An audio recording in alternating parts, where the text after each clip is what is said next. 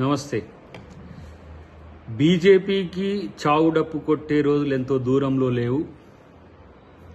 అన్ని నిర్ణయాలన్నీ కూడా ప్రజా వ్యతిరేక నిర్ణయాలు తీసుకోవడమే కాకుండా ఇష్టానుసారంగా బీజేపీ నాయకులు మాట్లాడుతున్న తీరు చూస్తే అసహ్యం వేస్తుంది. డీలిమిటేషన్తో సౌత్కు నష్టం జరుగుతుందని చెప్పి అన్ని పార్టీలు అంటుంటే కూటమి పార్టీలన్నీ కూడా కూడబలుకుని ఇలాంటి కుట్రలు చేస్తే తెలుగు ప్రజలే కాదు దక్షిణాది రాష్ట్రాల ప్రజలందరూ కూడా బీజేపీని పాతాళంలోకి తొక్కడం ఖాయం. ఇక్కడున్న సొంటకాయ బీజేపీ నాయకులు మాట్లాడుతున్న తీరు చూస్తే ఒక రకంగా ఎంత అవగాహన లేని పరమానంద శిష్యులుగా కనబడతారు.